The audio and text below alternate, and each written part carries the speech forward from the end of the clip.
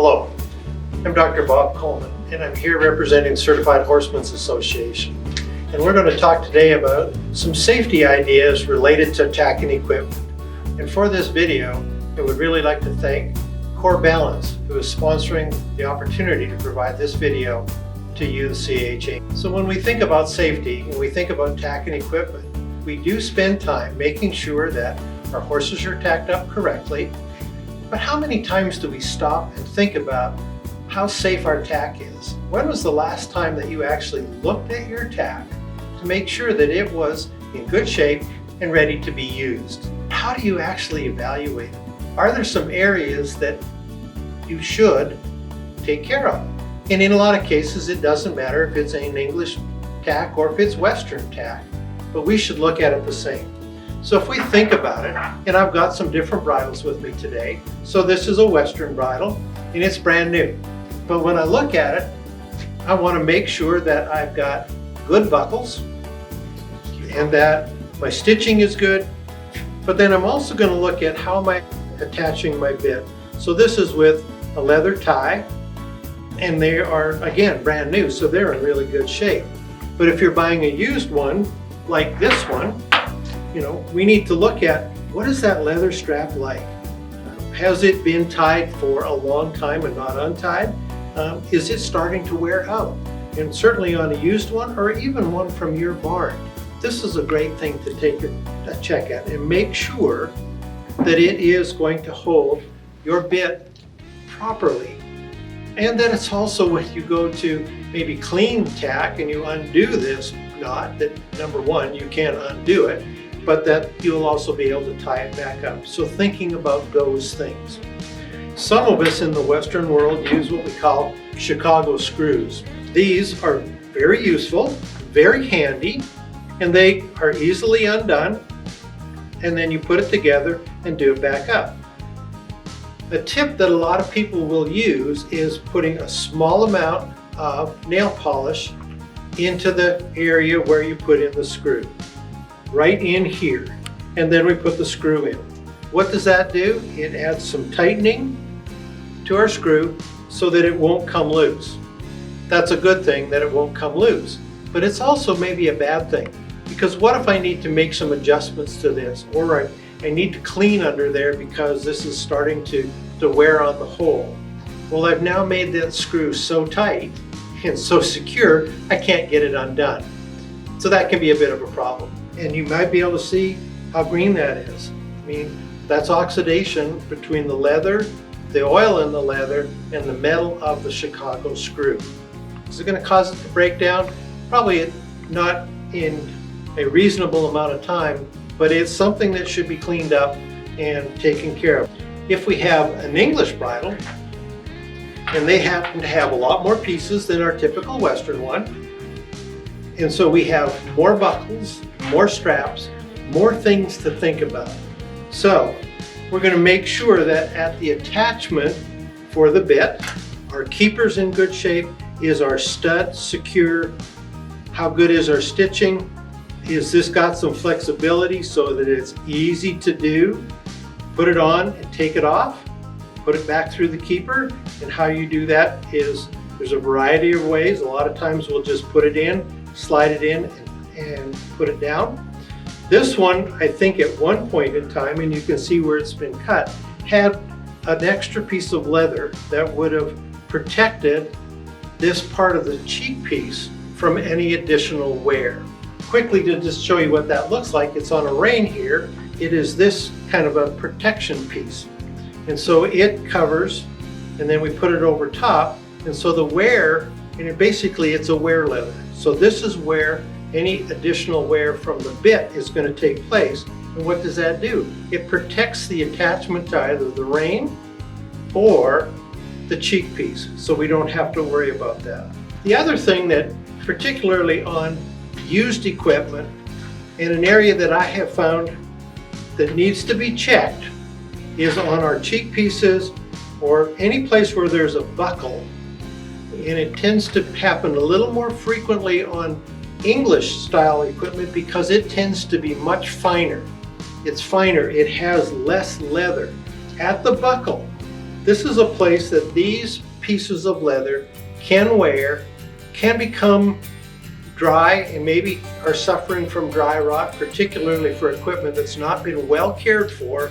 And this is a place where you'll go to buckle it up, and that's where it'll break. Something to think about and to be aware of. I also want to make sure if I'm buying something used that all of the buckles undo easily. And as you can see with this one, it's a little bit stiff, a little stiff through the keepers. It could use a little more tender, loving care. But I also want to make sure that it unbuckles, and I'm going to check the holes. I'm going to look at how, if I bend it, is there starting to show some signs of cracks and wear.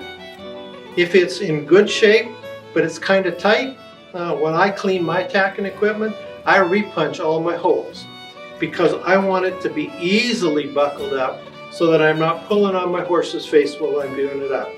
I'm also going to check my buckle to see that it's clean and that the tongue of the buckle is not corroded and that it moves freely, that there's not a lot of material, pieces of equipment that haven't been cleaned in a while. This can get a lot of buildup. It kind of oxidizes, and you'll find this will have sort of a green material, and it can take quite a bit of cleaning to get that cleaned off. But you want to do that in order to keep your equipment in good repair and keep it soft and supple so that it works well. Buckles can be an issue, and it doesn't matter. More likely on your English equipment, it's going to be more of a stainless steel buckle or maybe a brass buckle. They tend to last quite well. They're very strong. We also see that in a lot of our Western buckles. They'll either be brass or they'll be stainless steel. Some of the older equipment and maybe a little less expensive equipment, you might find that they have a nickel buckle. Nickel buckles, particularly if there's some humidity, will corrode. And when they start to corrode, it means it's time to either replace the buckle or replace the bridle because they don't stand up very well. With our English reins, we're going to have either a buckle like this single English rein. It's part of a pair. If you like buckles, it becomes a personal preference. The nice thing I think about buckles is they're a lot easier to do, but a lot of our English reins have the studs, much like this cheek piece does. Your choice and your preference for what your bridle is going to look like. With our Western bridles, as I already mentioned, you could have a Chicago screw that holds your reins onto the bit. You could have something like this, which is just tied on. You may see some that have what we call a water tie, so that's got an extra piece of leather that then attaches to the rein. It'll attach with a tie like this. The beauty of the water tie is if your reins, your horse stops to drink, this part of the rein can get wet. It may not function all that well later in life, but it's an easier fix to change the water tie than to fix the whole rein. Some of us will have on our reins, will have snaps.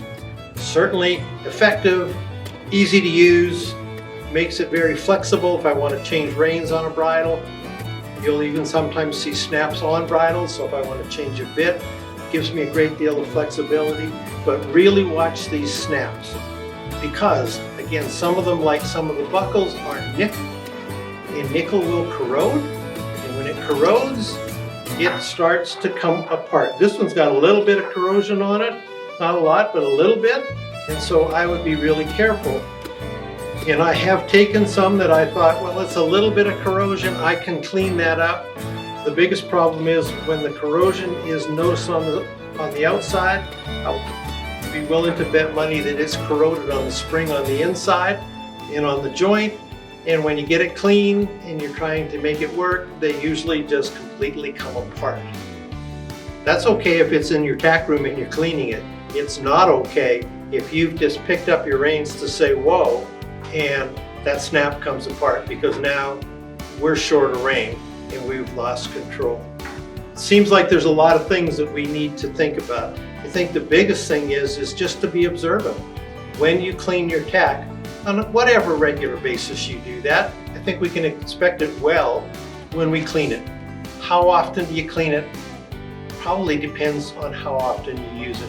But I think what's important when I'm cleaning my tacking equipment, I take all the pieces apart because that gives me an opportunity to make sure that things like my keepers are solid and they're in good shape. I can make sure that the stitching around the buckle and the leather around the buckle is in good shape, depending on the construction of the brow band right through here. But if we start to have something come apart here, this is going to rub on our horse's head and make it uncomfortable for him. Is it going to be a really big deal? I don't know.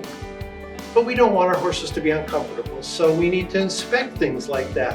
And one of the things I do, if I haven't used a bridle for a while and it's a little, or I haven't cleaned it in a while, and it tends to be just a little drier, this one might be a good example of that. That it's like, you know, maybe your tender loving care has been lacking.